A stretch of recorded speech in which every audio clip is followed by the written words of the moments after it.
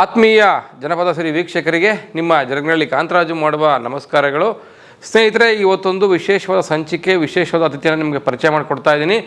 ಭಾರತ ದೇಶದ ಸಾಂಸ್ಕೃತಿಕ ರಾಯಭಾರಿಗಳಾಗಿರ್ತಕ್ಕಂಥ, ಕಲಾ ಪ್ರಪಂಚದಲ್ಲಿ ತಮ್ಮದೇ ಆದಂಥ ಗಟ್ಟಿಯಾದ ನೆಲೆಗಟ್ಟನ್ನು ಕಟ್ಕೊಂಡಿರ್ತಕ್ಕಂಥ, ಸದ್ಯ ಹಾಲಿ ಕರ್ನಾಟಕ ಸಂಗೀತ ಮತ್ತು ನೃತ್ಯ ಅಕಾಡೆಮಿಯ ಅಧ್ಯಕ್ಷರಾಗಿರ್ತಕ್ಕಂಥ ಶ್ರೀಮತಿ ಶುಭಾ ಧನಂಜಯರವರು ಇವತ್ತು ನಮ್ಮ ಜನಪದ ಸಿರಿ ಸ್ಟುಡಿಯೋಸ್ನಲ್ಲಿದ್ದಾರೆ. ಸ್ನೇಹಿತರೆ, ಅವರ ಅಪಾರ ಸಾಂಸ್ಕೃತಿಕ ಜ್ಞಾನದ ಬದುಕಿಗೆ ನಿಮ್ಮೆಲ್ಲರಿಗೂ ಸ್ವಾಗತವನ್ನು ಕೋರ್ತಾ ಅವರು ಕೂಡ ಪ್ರೀತಿಪೂರ್ವಕವಾಗಿ ಸ್ವಾಗತವನ್ನು ಕೋರೋಣ. ಮೇಡಮ್ ನಮಸ್ಕಾರ. ಮೇಡಮ್, ಕಾರ್ಯಕ್ರಮಕ್ಕೆ ಸ್ವಾಗತ. ಜನಪದ ಸಿರಿ ಸ್ಟುಡಿಯೋಸ್ಗೆ ಸ್ವಾಗತ. ತಮಗೆ ಧನ್ಯವಾದಗಳು. ಅತ್ಯಂತ ಬ್ಯುಸಿ ಶೆಡ್ಯೂಲು, ಅಕಾಡೆಮಿ ಅಧ್ಯಕ್ಷರು ತಾವು, ಅನೇಕ ಕಾರ್ಯಕ್ರಮಗಳನ್ನು ಪಾಲ್ಗೊಳ್ತಿರ್ತೀರಿ ಪ್ರತಿನಿತ್ಯ. ಅಂತಹ ಒಂದು ಬ್ಯುಸಿ ಶೆಡ್ಯೂಲಲ್ಲೂ ಕೂಡ ಜನಪದ ಸಿರಿಗೆ ಸಮಯ ಕೊಟ್ಟು ಬಂದ್ರಿ, ಧನ್ಯವಾದಗಳು ತಮಗೆ. ಖಂಡಿತ ಇಲ್ಲಿ ಬರೋದಕ್ಕೆ ನನಗೂ ಭಾಳ ಸಂತೋಷದಿಂದ ಬಂದಿದ್ದೀನಿ. ಈ ಒಂದು ಎಲ್ಲ ನಿಮ್ಮ ಸ್ಟುಡಿಯೋ ನೋಡಿ ಭಾಳ ಸಂತೋಷ ಆಗಿದೆ. ನೀವು ಮಾಡ್ತಿರೋಂತಹ ಇಷ್ಟೊಂದು ಕೆಲಸ, ಏಕೆಂದರೆ ಕಲಾವಿದರನ್ನ ಪರಿಚಯ ಮಾಡಿಕೊಡೋದು ಎಲ್ಲರ ಒಂದು ಇದಲ್ಲ. ಸೊ ಅದನ್ನು ತುಂಬ ಸಂತೋಷವಾಗಿ, ತುಂಬ ಆತ್ಮೀಯವಾಗಿ ನಡೆಸ್ಕೊಡ್ತಿದ್ದೀರಾ. ಅದು ನೋಡಿ ನಂಗೆ ಸಂತೋಷ ಆಗಿದೆ. ಇಲ್ಲಿ ಬಂದಿರೋದಕ್ಕೆ ನನಗೂ ಭಾಳ ಸಂತೋಷ ಆಗಿದೆ. ಧನ್ಯವಾದಗಳು ಮೇಡಮ್. ನಮಗೆಲ್ಲ ಈ ಬಾರಿಯ ಸಂಸ್ಕೃತಿ ಇಲಾಖೆಯ ಕನ್ನಡ ಭವನದ ಕಟ್ಟಡದೊಳಗೆ ಓಡಾಡಲಿಕ್ಕೆ ಸಂತೋಷ ಜಾಸ್ತಿ ಆಗುತ್ತೆ. ಯಾಕೆ ಅಂತಂದರೆ, ಈ ಬಾರಿ ಆಯ್ಕೆಯಾಗಿರ್ತಕ್ಕಂಥ ಎಲ್ಲ ಅಕಾಡೆಮಿಯ ಅಧ್ಯಕ್ಷಗಳು ಕೂಡ ಅರ್ಹರು, ಸೂಕ್ತರು, ದಕ್ಷರು ಅಂತ ನಮಗೆಲ್ಲರಿಗೂ ಸಮಾಧಾನ ಇದೆ. ಹಾಗಾಗಿ ಅಕಾಡೆಮಿಯ ಅಧ್ಯಕ್ಷರಾಗಿ ಆಯ್ಕೆಯಾಗಿದ್ದಕ್ಕೆ ತಮಗೆ ಅಭಿನಂದನೆಗಳು. ಸಂಸ್ಕೃತಿ ಇಲಾಖೆಗೆ ತಮಗೆ ಸ್ವಾಗತ. ಕರ್ನಾಟಕದ ಸಾಂಸ್ಕೃತಿಕ ಬದುಕಿಗೆ ನಿಮಗೆ ಸ್ವಾಗತ. Thank you madam. ಒಬ್ಬ ಸಾಂಸ್ಕೃತಿಕ ವ್ಯಕ್ತಿ ದೇಶದ ಸಾಂಸ್ಕೃತಿಕ ಜಗತ್ತಿನ ಮೇಲೆ ಯಾವ ರೀತಿ ಪ್ರಭಾವವನ್ನು ಬೀರ್ತಾನೆ, ಅಥವಾ ಸಾಂಸ್ಕೃತಿಕ ಜಗತ್ತು ಒಬ್ಬ ಸಾಂಸ್ಕೃತಿಕ ವ್ಯಕ್ತಿಯ ವ್ಯಕ್ತಿತ್ವವನ್ನು ರೂಪುಗೊಳ್ಳಲಿಕ್ಕೆ ಯಾವ ರೀತಿ ಪ್ರಭಾವವನ್ನು ಬೀರುತ್ತೆ ಅಂತ ತಾವು ನಂಬ್ಕೊಂಡಿದ್ದೀರಿ ಅಂತ? ಹೌದು, ನಮ್ಮ ದೇಶದ ಕಲೆ ಖಂಡಿತ ಎಲ್ಲದಕ್ಕಿಂತ ತುಂಬ ಮಿಗಿಲು ಅಂತ ನಾನು ಅಂದ್ಕೊಂಡಿದ್ದೀನಿ ಚಿಕ್ಕ ವಯಸ್ಸಿಂದನೂ. ಖಂಡಿತ. ಏಕೆಂದರೆ ನಮ್ಮ ಕಲೆಗೆ ಜಾತಿ ಇಲ್ಲ, ಭಾಷೆ ಇಲ್ಲ, ಯಾವುದೇ ಒಂದು ಕಟ್ಟುಪಾಡಿಲ್ಲ. ಏಕೆಂದರೆ ಕಲೆಗೆ ಅದರದ್ದೇ ಆದಂಥ ಶಕ್ತಿ ಇದೆ, ಹಾಗೆ ಸ್ನೇಹ ಇದೆ. ಸೊ ಅದಕ್ಕೆ ಹೇಳ್ತಾರಲ್ಲ, ಸಾಂಸ್ಕೃತಿಕ ಎಕ್ಸ್ಚೇಂಜ್ ಅಂತ ಹೇಳ್ಬಿಟ್ಟು, ವಿನಿಮಯ ಅಂತ ಹೇಳ್ಬಿಟ್ಟು ಏನೇನು ಮಾಡ್ತೀವಿ, ಅದು ಪ್ರತಿ ರಾಜ್ಯದಲ್ಲಿರ್ಬೋದು ಅಥವಾ ಅಂತಾರಾಷ್ಟ್ರೀಯ ಇರ್ಬೋದು, ಯಾವುದರಲ್ಲೇ ಆಗಲಿ ಕಲೆ ಅಂದಿದ ತಕ್ಷಣ ಎಲ್ಲರಿಗೂ ಮನಸ್ಸಿಗೆ ಬರೋದು ತುಂಬ ಸಂತೋಷ. ಒಂದು ಮನಸ್ಸಿಗೆ ಮುದ ನೀಡುವಂಥದ್ದೇ ಒಂದು ಕಲೆ. ಅದು ಸಂಗೀತ ಆಗಿರ್ಬೋದು, ನೃತ್ಯ ಆಗಿರ್ಬೋದು, ಲಲಿತ ಕಲೆಗಳಲ್ಲಿ ಯಾವುದಾದ್ರೂ ಆಗಿರ್ಬೋದು. ಅದಕ್ಕೆ ಅದರದ್ದೇ ಆದಂಥ ಶಕ್ತಿ ಇದೆ. ಸೊ ನಾವು ಎಲ್ಲೇ ಹೋದರೂ ಕೂಡ ನಾವು ಕಲೆ, ನಮ್ಮ ದೇಶದ ಕಲೆಯ ರಾಯಭಾರಿಗಳಾಗಿ ಹೋಗ್ತಿದ್ದೀವಿ ಅಂದಾಗ ನಮಗಿರುವಂತಹ ಒಂದು ಜವಾಬ್ದಾರಿ ಜೊತೆ ನಮಗೆ ಒಂದು ಆ ಪ್ರೈಡ್, ಒಂದು ಆ ಒಂದು ಹೆಮ್ಮೆ ಇದೆಯಲ್ಲ, ಅದು ಯಾವುದಕ್ಕೂ ಸಾಟಿ ಇಲ್ಲ. ನನಗೆ ಮೊದಲಿಂದ ಅದನ್ನು ನೋಡ್ಕೊಂಡು ಬಂದಿದ್ದೀನಿ. ಏಕೆಂದರೆ ನಾನು 18ನೇ ವಯಸ್ಸಿನಲ್ಲೇ ನಮ್ಮ ಕರ್ನಾಟಕ ಸರ್ಕಾರದಿಂದ ಸೋಲೋ ನೃತ್ಯಗಾತಿಯಾಗಿ, ಕಲಾವಿದೆಯಾಗಿ ಸೆಲೆಕ್ಟ್ ಆಗಿ ನಾನು ಲಂಡನ್ನಲ್ಲಿ ವಿಶ್ವ ಕನ್ನಡ ಸಮ್ಮೇಳನದಲ್ಲಿ ಆಯ್ಕೆಗೊಂಡು ಪ್ರದರ್ಶನ ಮಾಡಿದೆ. ಆಗ್ಲಿಂದ ಕೂಡ ಎಲ್ಲಿ ಹೋದರೂ ನಾನು ಒಂದು ಭರತನಾಟ್ಯ ಕಲಾವಿದೆ, ನಾನು ಬಂದಿರೋದು ದಕ್ಷಿಣ ಭಾರತದಿಂದ ಅಂದಿದ ತಕ್ಷಣ ಅದಕ್ಕೆ ಸಿಗೋ ಒಂದು ಮನ್ನಣೆ ಮತ್ತು ಪ್ರೀತಿ, ವಿಶ್ವಾಸ ಖಂಡಿತ ಬೇರೆ ಯಾವುದಕ್ಕೂ ಸಿಗಲ್ಲ ಅಂತ ಅಂದ್ಕೊಂಡಿದ್ದೀನಿ. ಅಷ್ಟು ಸಂತೋಷ ಆಗುತ್ತೆ. ಅದಕ್ಕೆಲ್ಲ ನನಗನ್ಸೋದು ನಮ್ಮ ಕಲೆಗಿರುವಂತಹ ಶಕ್ತಿ, ದಿವ್ಯತೆ, ಅದು ಖಂಡಿತ ತುಂಬ ಸಹಕಾರಿಯಾಗುತ್ತೆ. ನಾನು ಎಲ್ಲೇ ಹೋದರೂ ಕೂಡ, ಎಲ್ಲೇ ಒಂದು ಮುಖ್ಯ ಅತಿಥಿಗಳಾಗಿ ಹೋದ್ರೂ, ಯಾವುದಾದ್ರೂ ಪ್ರಾತ್ಯಕ್ಷಿಕೆ ಮಾಡಬೇಕಾದ್ರೂ ಯೂನಿವರ್ಸಿಟೀಸಲ್ಲಿ ಹೇಳೋದು, ಖಂಡಿತ ನಿಮ್ಮ ಅಕಾಡೆಮಿಕ್ಸ್ ಜೊತೆ ನೀವು ದೊಡ್ಡ ಡಾಕ್ಟರ್ ಆಗಿ, ಇಂಜಿನಿಯರ್ ಆಗಿ, ಸೈಂಟಿಸ್ಟ್ ಆಗಿ, ಯಾವುದೇ ಆಗಲಿ, ಬಟ್ ನಿಮ್ಮ ಒಂದು ದೇಶದ ಒಂದು ಸೊಗಡು, ನಿಮ್ಮ ರಾಜ್ಯದ ಒಂದು, ನಿಮ್ಮ ನಾಡಿನ ಒಂದು ಸೊಗಡು ನಿಮ್ಮ ಜೊತೆ ಎಲ್ಲೇ ಆದರೂ ಹೋಗಬೇಕಂದ್ರೆ ಖಂಡಿತ ಸಂಗೀತ, ನೃತ್ಯ ಇರಲೇಬೇಕು. ಒಂದು ಕಲೆನಾದರೂ ಖಂಡಿತ ಅಭ್ಯಾಸ ಮಾಡ್ಕೊಳ್ಳಿ. That's the best friend for your life ಅಂತ ಎಲ್ಲ ಕಡೆ ಹೇಳ್ತೀನಿ. ಖಂಡಿತ ಅದು ಕಲೆ ಬಗ್ಗೆ, ನಮ್ಮ ನಾಡಿನ ಸಂಸ್ಕೃತಿ ಬಗ್ಗೆ ಉತ್ತಮವಾದ ಒಂದು ಡೆಫಿನೇಷನ್ ಕೊಟ್ರಿ ಮೇಡಮ್. ತುಂಬ ಧನ್ಯವಾದಗಳು. ಈಗ ನನಗೆ ತಮ್ಮ ವ್ಯಕ್ತಿತ್ವದ ಬಗ್ಗೆ ಒಂದು ಕುತೂಹಲ ಮೂಡ್ತಾ ಇದೆ. ಏನಂದರೆ, ಇಷ್ಟು ಸೊಗಸಾಗಿ ಕಲೆಯನ್ನು ಅರ್ಥಕೊಂಡಿದ್ದೀರಲ್ಲ, ಎಲ್ಲಿ ಅವ್ರು ತಾವು, ಯಾವ ಮೂಲ ತಮ್ಮದು ಅಂತ, ಯಾವ ಊರಿನವ್ರು ತಾವು ಅಂತ? ನಾ ಹುಟ್ಟಿದ್ದು ತೀರ್ಥಹಳ್ಳಿ. ಮಲೆನಾಡಿನವರ ನೀವು? ಸರಿ ಸರಿ. ಆದರೆ ಅಲ್ಲಿದೊಂದು ಇದೆ, ನನ್ನ ಮೈಯಲ್ಲಿ ನಾನು ನೋಡಿದ ತಕ್ಷಣ ಗುರ್ತು ಹಿಡಿತಾರೆ. ಆದರೆ ನಾನು ಬೆಳೆದಿದ್ದೆಲ್ಲ ಬೆಂಗಳೂರಲ್ಲಿ. ನಮ್ಮ ತಂದೆ ಒಂದು ಮೂಲತಃ ಇಂಜಿನಿಯರ್ ಆಗಿದ್ದರು. ಸೊ ಅವರು ಬ್ಯಾಂಗ್ಳೂರಿಗೆ ಬಂದಿದ ತಕ್ಷಣ ನಾನು ಇಲ್ಲೇ ಬೆಳೆದಿದ್ದೆಲ್ಲ. ಬಟ್ ಅದು ಒಳ್ಳೆಯದಾಯಿತು. ಏಕೆಂದರೆ ಆ ಒಂದು ಚಿಕ್ಕ ವಯಸ್ಸಿನಲ್ಲೇ ನಮಗೆ ಅಲ್ಲಿ ಆ ಅನುಕೂಲ ಇತ್ತೋ ಇಲ್ಲೋ, ಶಿವಮೊಗ್ಗ, ತೀರ್ಥಹಳ್ಳಿಲೆಲ್ಲ ಒಂದು ನೃತ್ಯಾಭ್ಯಾಸ ಮಾಡೋದಕ್ಕೆ. ತುಂಬ ಒಳ್ಳೊಳ್ಳೆ ಗುರುಗಳು ಸಿಕ್ಕಿದ್ರು. ಆ ಒಂದು ಗುರು ಮುಖೇನ ಅಂತ ಹೇಳ್ತಾರಲ್ಲ, ಒಂದು ಸರಿಯಾದ ಒಂದು ಮಾರ್ಗದರ್ಶನ ಇಲ್ಲದೆ ನಾವು ಯಾವುದರಲ್ಲೂ ಬೆಳೆಯೋದಕ್ಕೆ ಸಾಧ್ಯ ಇಲ್ಲ. ಆದ್ದರಿಂದ ನಂಗೆ ಭಾಳ ಸಂತೋಷ ಏನಂತಂದರೆ, ನಾನು ಎಲ್ಲಿದ್ದರೂ ಕೂಡ ನನಗೆ ಒಂದು ಒಳ್ಳೆ ಗುರುಗಳು ಸಿಕ್ಕಿ ಒಂದು ನನ್ನ ಒಂದು ಈ ಜೀವನವನ್ನು ರೂಪಿಸೋದಕ್ಕೆ ಅವ್ರು ಕಾರಣರಾದ್ರಲ್ಲ ಅನ್ನೋದೇ. ಸೊ ನನಗೆ ಭರತನಾಟ್ಯದಲ್ಲಿ ಮೊದಲಿಗೆ ಏನೇನು ಭಾಸ್ಕರ್ ಅಂತ ಹೇಳಿ ಅವ್ರ ಬಳಿ ಅಭ್ಯಾಸ ಮಾಡಿದ್ದು, ನಂತರ ಮಂಗಳೂರಿನ ಮುರಳೀಧರ್ ರಾವ್ ಅಂತ ಅವ್ರ ಹತ್ರ. ಹಾಗೆ ನನ್ನ ಬದುಕಿನಲ್ಲಿ ನೃತ್ಯ ಮಾತ್ರ ಅಲ್ಲ, ಒಂದು ವ್ಯಕ್ತಿಯಾಗಿ ಹೇಗೆ ಮುನ್ನಡಿಬೇಕು ಅಂತ ಬಿಟ್ಟು ಹೇಳ್ಕೊಟ್ಟಿದ್ದು ನನ್ನ ಭರತನಾಟ್ಯ ಗುರು ಮಧುರೈನ SV ಶ್ರೀನಿವಾಸ್ ಯಾದವ್ ಅಂತ ಹೇಳಿ. ಮೇಡಮ್, ಸಂಗೀತ ಮತ್ತು ನೃತ್ಯ ಅಕಾಡೆಮಿ ಅಧ್ಯಕ್ಷರಾಗಿ ಬಂದಿದ್ದೀರಿ ಹೊಸದಾಗಿ. ನಮಗೆ ಮತ್ತು ನಮ್ಮ ವೀಕ್ಷಕರಿಗೆ ತಿಳಿಸ್ಕೊಡಿ, ಈ ಕರ್ನಾಟಕ ಸಂಗೀತ ಮತ್ತು ನೃತ್ಯ ಅಕಾಡೆಮಿಯ ಕೆಲಸ ಏನು, ಅದರಿಂದ ಸಮಾಜಕ್ಕೆ ಏನಾಗುತ್ತೆ ಅಂತ. ಸಂಗೀತ ನೃತ್ಯ ಅಕಾಡೆಮಿ ಬೇಕೇ ಬೇಕು ಅಂತ ಬಿಟ್ಟು ಆಗಲೇ 40 ವರ್ಷದ ಹಿಂದೆಯೇ ಸರ್ಕಾರ ಪ್ಲ್ಯಾನ್ ಮಾಡಿದೆ. ಕೆಲವೊಂದಷ್ಟು ಒಳ್ಳೊಳ್ಳೆ ಕೆಲಸ ಆಗಿದೆ, ಆಗಿಲ್ಲ ಅಂತ ಇಲ್ಲ. ಆದರೆ ಒಂದೊಂದು ಸರ್ತಿ ಎಲ್ಲೋ ಒಂದು ಕಡೆ ಅಕಾಡೆಮಿಗೂ ಮತ್ತು ಕಲಾವಿದರಿಗೂ ಸ್ವಲ್ಪ ಡಿಸ್ಟೆನ್ಸ್ ಇದೆ. ಅದು ನಾನು ನೋಟಿಸ್ ಮಾಡಿದ್ದೀನಿ ಒಂದು ಕಲಾವಿದೆಯಾಗಿ. ಅದು ಹಾಗಿರಬಾರ್ದು ಅಂತ ಹೇಳಿ ನಾನು ಅದೊಂದು ತುಂಬ I have made up my mind. ಒಂಥರ ಒಂದು ಈ ಕರ್ನಾಟಕ ಸಂಗೀತ ನೃತ್ಯ ಅಕಾಡೆಮಿ ಹೇಗಪ್ಪ ಅಂತ ಹೇಳಿದ್ರೆ, ಪ್ರತಿಯೊಂದು ಕಲಾವಿದರಿಗೂ, ಸಂಗೀತ ಕಲಾವಿದರು ಇರ್ಬೋದು, ನೃತ್ಯ ಕಲಾವಿದರಾದರೂ ಇರ್ಬೋದು, ಯಂಗ್ಸ್ಟರ್ಸ್ ಆದರೂ ಆಗಿರ್ಬೋದು, ಉದಯೋನ್ಮುಖ ಕಲಾವಿದರು, ಹಿರಿಯ ಕಲಾವಿದರು, ಎಲ್ಲರಿಗೂ ಈ ಅಕಾಡೆಮಿ ನಮ್ಮದು ಅನ್ನೋ ಒಂದು ಭಾವನೆ ಬರಬೇಕು ಅಂತ ಹೇಳಿ. ಸೊ ನಾನು ಈ ಒಂದು ಪದಗ್ರಹಣ ಮಾಡಿದಾಗಿಂದನೂ ನಾನು ಸಾಕಷ್ಟು ನನ್ನ ಕಡೆಯಿಂದ ಅದು ಪ್ರಯತ್ನ ಪಡ್ತಾ ಇದ್ದೀನಿ. ಎಲ್ಲರಿಗೂ ಔಟ್ರೀಚ್ ಇರಬೇಕು ಅಂತ ಹೇಳ್ಕೊಂಡು ಎಲ್ಲ ಕಲಾವಿದ್ರೂ ನಾವು ಏನು ಸಹಾಯ ಮಾಡದೇ ಇರಬಹುದು, ಏಕೆಂದರೆ ಬಹಳ ಕಲಾವಿದರು ಇದ್ದಾರೆ. ಆದರೂ ಕೂಡ ಅವ್ರಿಗೆ ಇಂಡೈರೆಕ್ಟಾಗಾದರೂ ಎಲ್ಲೋ ಒಂದು ಕಡೆ ನಮ್ಮ ಅಕಾಡೆಮಿ ಮೂಲಕ ಹೌದು ಇದು ನಮ್ಮದು ಅನ್ನೋ ಒಂದು ಆ ಫೀಲಿಂಗ್ ಬರಬೇಕು ಅಂತ ಹೇಳ್ಕೊಂಡು ಪ್ರಯತ್ನ ಪಡ್ತಾರೆ. ನಮ್ಮ ಸಂಸ್ಥೆ ಅಂತ ಅವ್ರಿಗೆ ಫೀಲ್ ಆಗಬೇಕು. ಖಂಡಿತ. ಸೊ ಈ ವರ್ಷ ಅಲ್ದಿದ್ರೆ ಮುಂದಿನ ವರ್ಷ, ಅವ್ರಿಗಲ್ದಿದ್ರೆ ಅವ್ರ ಶಿಷ್ಯರಿಗೆ, ಅವರು ಉದಯೋನ್ಮುಖ ಆಗಿದ್ದರೆ ಅವ್ರಿಗಲ್ದಿದ್ರೆ ಅವ್ರ ಸ್ನೇಹಿತರಿಗೆ, ಹೇಗೋ ಒಂದು ಪ್ರತಿಯೊಂದು ಗ್ರಾಮದಲ್ಲೂ ಪ್ರತಿಯೊಂದು ಜಿಲ್ಲೆಯಲ್ಲೂ ಕೂಡ ಹೌದು ಅಕಾಡೆಮಿ ನಮಗೋಸ್ಕರ ಏನೋ ಮಾಡ್ತಾ ಇದೆ ಅಂತ ಆ ಒಂದು ಭಾವನೆ ಬರಬೇಕು ಅಂತ ನನಗೆ ಆ ಒಂದು ಆಸೆ ಇದೆ.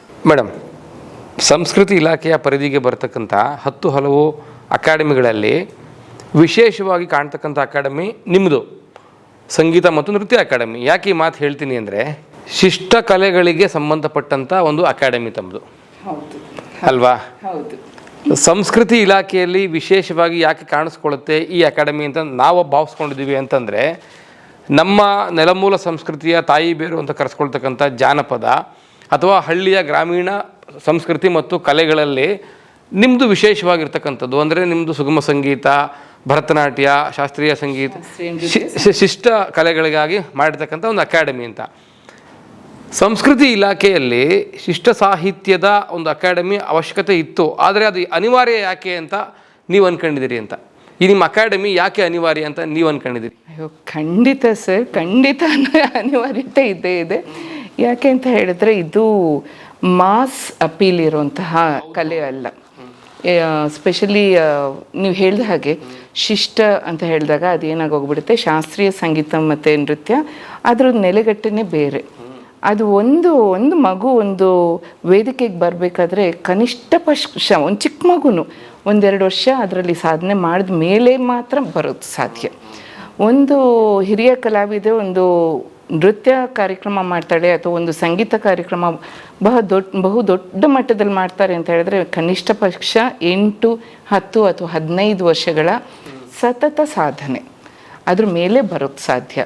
ಇದು ಈ ಶಾಸ್ತ್ರೀಯ ನೃತ್ಯ ಮತ್ತು ಸಂಗೀತ ಅಂತ ಬಂದಾಗ ಅದು ಬರೀ ಪ್ರದರ್ಶನಕ್ಕೆ ಮಾತ್ರ ಸೀಮಿತ ಆಗಿರೋದಿಲ್ಲ. ಒಳ್ಳೆ ಪದ ಬಳಸಿದ್ರಿ. ಹೌದು, ಶಾಸ್ತ್ರೀಯ ಕಲೆಗಳು ಅಂತ ಏನು ಮಾತಾಡಿದ್ರಲ್ಲ, ಅದಕ್ಕೆ ಸಂಬಂಧಪಟ್ಟಂಥ ಅಕಾಡೆಮಿ ತಮ್ಮದು. ಹೌದು ಅಲ್ವಾ? ಅದಲ್ಲದೆ ನಮಗೆ ಹರಿಕಥೆ ಮತ್ತು ಸುಗಮ ಸಂಗೀತ ಇದೆ. ಆದರೆ ಶಾಸ್ತ್ರೀಯ ಅಂತ ಬಂದಾಗ ಏನಾಗುತ್ತೆ, ಅದರಲ್ಲಿ ಓದೋದು ತುಂಬ ಇರುತ್ತೆ. ಇವಾಗ ಅದರಲ್ಲಿ ಪದವಿ ಅಲ್ಲದೆ ಮಾಸ್ಟರ್ಸ್ ಮತ್ತು PhD ಮಾಡಿ ಡಾಕ್ಟ್ರೇಟ್ ಎಲ್ಲ ತಗೋತಿರ್ತಾರೆ. ಸೊ ಅದ್ರ ವಿಚಾರವಾಗಿ ಸಾಕಷ್ಟು ವಿಚಾರ ಸಂಕಿರಣಗಳು ಕೂಡ ನಡಿಬೇಕಾಗತ್ತೆ. ಒಂದಷ್ಟು ಕಾರ್ಯಾಗಾರಗಳನ್ನ ಮಾಡಿ ಅದರಲ್ಲಿ ಒಂದಷ್ಟು ಶಿಬಿರಗಳನ್ನ ಮಾಡಿ ನಮ್ಮ ಉದಯೋನ್ಮುಖ ಕಲಾವಿದರಿಗೆ, ಅದರಲ್ಲಿ ದೊಡ್ಡ ಹಿರಿಯ ಕಲಾವಿದರಿಂದ ಅವ್ರ ಕಡೆಯಿಂದ ನಾವು ಟ್ರೈನಿಂಗ್ ಕೂಡ ಕೊಡಬೇಕಾಗುತ್ತೆ. ಸೊ ಇದೆಲ್ಲ ಇರೋದ್ರಿಂದ ಆಮೇಲೆ ಅದರಲ್ಲಿ ಓದೋದು ಮತ್ತು ಅದ್ರ ಬಗ್ಗೆ ತಿಳ್ಕೊಳ್ಳೋದು ನಮ್ಮ ಹಿರಿಯ ತಲೆಮಾರುಗಳಿಂದ ಬಂದಿರುವಂತಹ ಈ ಕಲೆಗಳು ಅವ್ರ ಕಡೆಯಿಂದ ತಿಳಿಯೋದು ಸಾಕಷ್ಟು ಇರುತ್ತೆ. ಅದರಿಂದ ಒಂದು ಅಕಾಡೆಮಿ ಅಂತ ಹೇಳಿದಾಗ ಬರೀ ಪ್ರದರ್ಶನಕ್ಕೆ ಮಾತ್ರ ಸೀಮಿತ ಅಲ್ಲದೇ ಈ ಬೇರೆ ಆಯಾಮಗಳನ್ನೆಲ್ಲ ನಾವು ಪರಿಗಣಿಸಬೇಕಾಗತ್ತೆ. ಅದರಿಂದ ಬಹಳ ಮುಖ್ಯ ಆಗುತ್ತೆ. ನಮ್ಮ ಒಂದು ನಾವು ತಿಳ್ಕೊಂಡಿರೋದು ನಮ್ದೇನಾದರೂ ಅವಿವೇಕ ಆಗಿದ್ರೆ ಅದನ್ನು ತಿದ್ಲಿ ತಾವು ಅಂತೇಳಿ ಈ ಪ್ರಶ್ನೆ ಕೇಳ್ತಾ ಇದ್ದೀನಿ. ಜಾನಪದ ಅಕಾಡೆಮಿ ಮತ್ತು ನಿಮ್ಮ ಅಕಾಡೆಮಿ ಎರಡು ಶತ್ರುಗಳ ಅಂತ ಯಾಕೆ ಯಾವ ಉದ್ದೇಶ ಇಟ್ಕೊಂಡು ಮಾತಾಡ್ತಾ ಇದ್ದೀನಿ ಗೊತ್ತಾ ನಿಮಗೆ?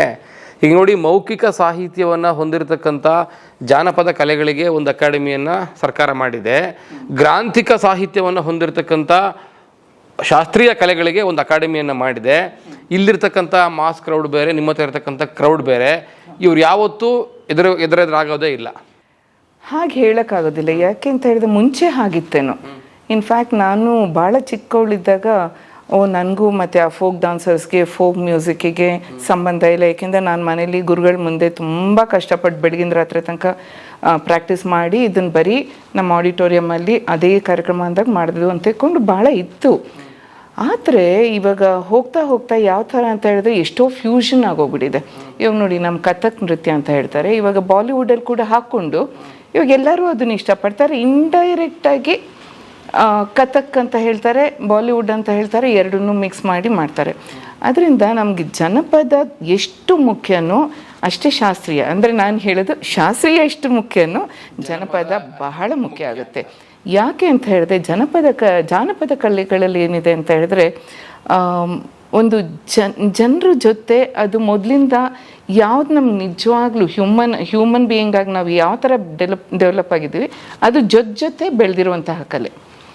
ಇವಾಗ ಮಳೆರಾಯನ್ನ ನಾವು ಯಾರೋ ಕವಿಗಳು ಬರೆದಿದ್ದು ಮಳೆಯ ಒಂದು ಕಾಳಿದಾಸ ಬರೆದಿರುವಂಥ ಕಾವ್ಯನ ನಾವು ಮಾಡ್ತೀವಿ ಅನ್ನೋದಕ್ಕಿಂತ ಜನಪರವಾಗಿ ಯಾವ ಥರ ಮಳೆರಾಯನ್ನ ಯಾವ ಥರದಲ್ಲಾದರೂ ಕರೀರಿ, ಮಾಯದಂಥ ಮಳೆ ಬಂತಣ್ಣ, ಅಣ್ಣ ಬಾರಕ, ಅಕ್ಕ ಬಾರ ಬಾ ತಾಯೆ ಬಾ ಅಂತ ಹೇಳ್ಕೊಂಡು ಅದರಲ್ಲಿ ಏನೋ ಒಂಥರ ಆ ಒಂದು ಗ್ರಾಮೀಣ ಸೊಗಡು ತುಂಬ ಚೆನ್ನಾಗಿದೆ.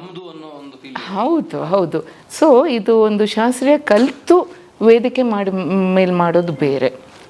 ಅದೇ ಜಾನಪದ ಕಲೆಗಳಲ್ಲಿ ನಾವು ನೋಡೋದು ಏನೋ ಒಂಥರ ಇನ್ಫಾರ್ಮಲ್ ಪ್ರೀತಿ ಟುವರ್ಡ್ಸ್ ದ ಆರ್ಟ್. ಸೊ ಅದರಲ್ಲಿ ನಾವು ಮಾಡ್ತೀವಿ ಎಷ್ಟೊಂದು.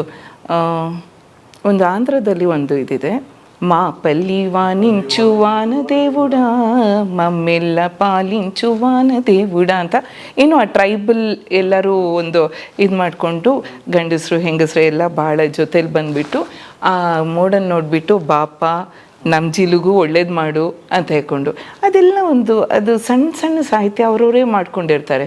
ನಮ್ಮಲ್ಲೂ ಕೂಡ ಉಯ್ಯಾಲೆ ಬಣದುಯ್ಯಾಲೆ ಅವಾಗೆಲ್ಲ ನಾವು ಇದು ಮಾಡಿದ್ದು ಯಾವುದೋ ಒಂದು ರೀತಿಯ ಒಂದು ಪ್ರೀತಿ ನಮ್ಮ ಸರಳ ಭಾಷೆಯಲ್ಲಿ ವ್ಯಕ್ತ ಆಗಿರುತ್ತೆ.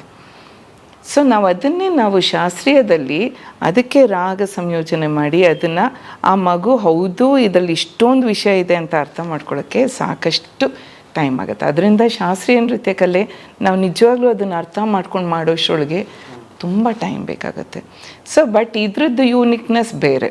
ಶಾಸ್ತ್ರೀಯ ನೃತ್ಯದಲ್ಲಿ ನಮ್ಗೆ ಏನೋ ಒಂದು ಹಿಡ್ತಾ ಇದೆ, ಹೌದು ನಾವು ಯಾವುದು ಇಡೀ ಒಂದು ಜಗತ್ತನ್ನ ಗೆಲ್ಬೋದು ನಮ್ಮ ಕಲೆಯಲ್ಲಿ ಅನ್ನೋದಕ್ಕೂ, ಮತ್ತು ಜಾನಪದದಲ್ಲಿ ನಾವು ತುಂಬ ಎಲ್ಲ ಜನ ಮನಸ್ಸಿನಲ್ಲಿ ನಾವು ಮನೆ ಮಾಡ್ತೀವಿ ಅನ್ನೋದಕ್ಕೂ ತುಂಬ ಡಿಫ್ರೆನ್ಸ್ ಇದೆ. ಅದರದ್ದೇ ಅದು ಒಂದು ಯೂನಿಕ್ ಸೆನ್ಸ್ ಆಫ್ ತುಂಬ ಬೇರೆ ಇದ್ದರೂ ಕೂಡ ಏನೇ ಆದರೂ ಅದು ಕಲೆನೇ ಅಂತ ಅದರದ್ದು ಒಂದು ಯೂನಿಕ್ನೆಸ್ ಇದ್ದೇ ಇರುತ್ತೆ.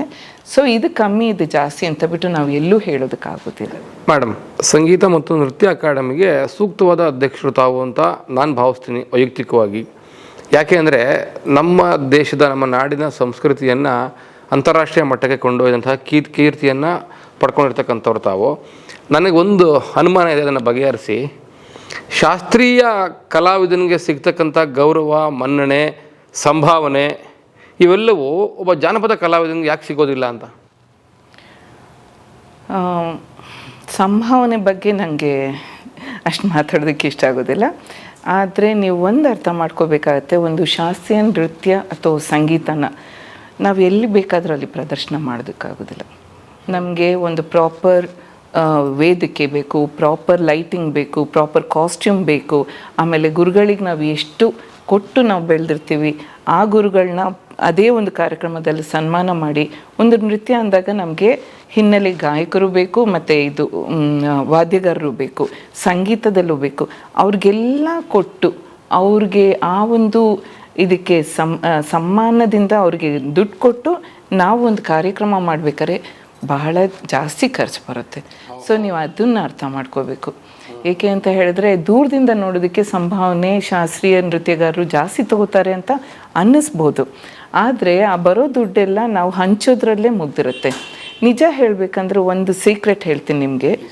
ಯಾವುದೇ ಒಂದು ನೃತ್ಯ ಕಲಾವಿದೆ, ನಾನು ಹೇಳೋದು ಒಂದು 90-95% ಯಾವ ನೃತ್ಯಗಾತಿಯು ತನ್ನ ಒಂದು ವೇದಿಕೆಯ ಕಾರ್ಯಕ್ರಮದ ಮೂಲಕ ಖಂಡಿತ ದುಡ್ಡು ಮಾಡೋದಿಲ್ಲ, ಸಂಪಾದನೆ ಮಾಡೋದಿಲ್ಲ. ಅದು ಏನೇ ಬಂದರೂ ಮತ್ತೆ ನಮ್ಮ ಕಾಸ್ಟ್ಯೂಮ್ಗೆ ಹಾಕ್ತೀವಿ, ಮೇಕಪ್ಪಿಗೆ ಹಾಕ್ತೀವಿ, ಗುರುಗಳಿಗೆ ಕೊಡ್ತೀವಿ, ಕಲಾವಿದ್ರಿಗೆ ಕೊಡ್ತೀವಿ, ಆ ಥರ ಆಗುತ್ತೆ. ಬಟ್ ಏನಪ್ಪ ಅಂತ ಹೇಳಿದ್ರೆ ಸ್ವಲ್ಪ ಟೀಚಿಂಗಲ್ಲಿ, ಇವಾಗ ನಾನೊಂದು ನೃತ್ಯ ಕಲಾವಿದೆಯಾಗಿ ಬೆಳೆದೆ, ನಮ್ಮ ತಂದೆ ತಾಯಿ ತುಂಬ ದುಡ್ಡು ಹಾಕ್ತಾಯಿದ್ರು. ಯಾವುದೇ ಒಂದು ಕಾರ್ಯಕ್ರಮ ಬಂದ್ರೂ ಆವಾಗಿನ ಕಾಲದಲ್ಲೇ 1 ಲಕ್ಷ ಹೋಗ್ಬಿಡೋದು. ಹೋಗ್ತಾ ಇವಾಗ ಎಷ್ಟು ಸಾಕಾಗೋದಿಲ್ಲ. ಏಕೆಂತ ಹೇಳಿದ್ರೆ ಒಂದು ಕಾರ್ಯಕ್ರಮ ಅಂದಾಗ ಅದಕ್ಕೆ ಬೇಕಾಗಿರುವಂಥ ಖರ್ಚು ತುಂಬ ಇರುತ್ತೆ. ಮೇಡಮ್, ಅದು ನನ್ನ ಪ್ರಶ್ನೆಗೆ ಉತ್ತರ ಸಿಗಲಿಲ್ಲ, ಅಸಮಾಧಾನ ಆಯಿತು. ಏನಂದರೆ ಶಾಸ್ತ್ರೀಯ ಕಲಾವಿದನಿಗೆ ದೊರಕತಕ್ಕಂಥ ಪ್ರಾಶಸ್ತ್ಯತೆ ಒಬ್ಬ ಜನಪದ ಕಲಾವಿದನಿಗೂ ಸಿಗಬೇಕಾದ್ರೆ ನಮ್ಮ ಜನಪದ ಕಲಾವಿದರು ಏನಾದರೂ ಮಾರ್ಪಾಡು ಮಾಡ್ಕೊಳ್ಬೇಕಾ? ಮಾರ್ಪಾಡು ಅನ್ನೋದಕ್ಕಿಂತ ಜನಪದ ಕಲಾವಿದರು ನಾನು ನೋಡ್ದಂಗೆ ಜಾಸ್ತಿ ಟೀಮ್ ಇರುತ್ತೆ, ಟೀಮ್ ವರ್ಕ್ ಇರುತ್ತೆ. ಹೌದು, ಸಮೂಹ ಕಲೆ. ಯಾವುದೋ ಒಂದು ಡೊಳ್ಳು ಕುಣಿತ ಆಗ್ಬೋದು, ಪೂಜಾ ಕುಣಿತ ಆಗ್ಬೋದು. ಹೌದು, ಅದು ಏನಾಗುತ್ತೆ, ಅದು ಒಂದು ಪ್ರೊಸೆಷನಲ್ ಆದರೂ ಆಗ್ಬೋದು, ದೇವರ ಒಂದು ಮಂದಿರದ ಮುಂದೆ ಉತ್ಸವದ ಒಂದು ಇದ್ರ ಟೈಮಲ್ಲಿ ಎಲ್ಲ ಕಡೆ ಯೂಸ್ ಮಾಡಬಹುದು. ಆದರೆ ನಿಮಗೆ ಕಾಣೋದು ತುಂಬ ಬೆಳಕು ಹಾಕಿ ನೋಡಿದಾಗ ವೇದಿಕೆ ಮೇಲೆ ಶಾಸ್ತ್ರೀಯ ನೃತ್ಯ ಬರುತ್ತೆ ಅಥವಾ ಶಾಸ್ತ್ರೀಯ ಸಂಗೀತ ಬರುತ್ತೆ, ಅದು ದೊಡ್ಡದಾಗಿ ಕಾಣುತ್ತೆ. ಯಾಕೆಂತ ಹೇಳಿದ್ರೆ ಅದು ಮೊದಲಿಂದನೂ ಆ ಥರ ಒಂದು ದೇವರ ಒಂದು ನವರಂಗದಲ್ಲಿ ಮಾಡ್ತಿದ್ದಂತಹ ಒಂದು ಕಚೇರಿಗೂ ಇವಾಗಿನ ಕಾಲದಲ್ಲಿ ಪ್ರೊಸೀನಿಯಂ ಸ್ಟೇಜ್ ಅಂತ ಅದ್ರ ಮೇಲೆ ಮಾಡ್ತೀವಿ. ಅದಕ್ಕೆ ತುಂಬ ಸಣ್ಣ ಒಂದು ಲಿಮಿಟೇಷನ್ ಇದೆ ನಮ್ಮ ಇದಕ್ಕೆ, ಬಟ್ ಅದು ದೊಡ್ಡದಾಗಿ ಕಾಣುತ್ತೆ. ನಾನು ಹೇಳೋ ಪ್ರಕಾರ ಮನ್ನಣೆ ಎರಡಕ್ಕೂ ಇದೆ. ಆದರೆ ಒಂದು ಇದಕ್ಕೆ ಎಲ್ಲ ಕಡೆ ಪ್ರಾಶಸ್ತ್ಯ ಇದೆ, ಆದರೆ ಶಾಸ್ತ್ರೀಯ ಸಂಗೀತ ನೃತ್ಯ ಎಲ್ಲ ಕಡೆ ಮಾಡೋದಕ್ಕಾಗೋದಿಲ್ಲ. ಬಟ್ ಮಾಡಿದಾಗ ಅದು ದೊಡ್ಡದಾಗಿ ಕಾಣುತ್ತೆ. ಸಂಗೀತ ನಾಟ್ಯಗಳ ಸಂಗಮವಿಲ್ಲೇ ಶಿಲ್ಪ ಕಲೆಗಳ ತಾಣವಿದೆ.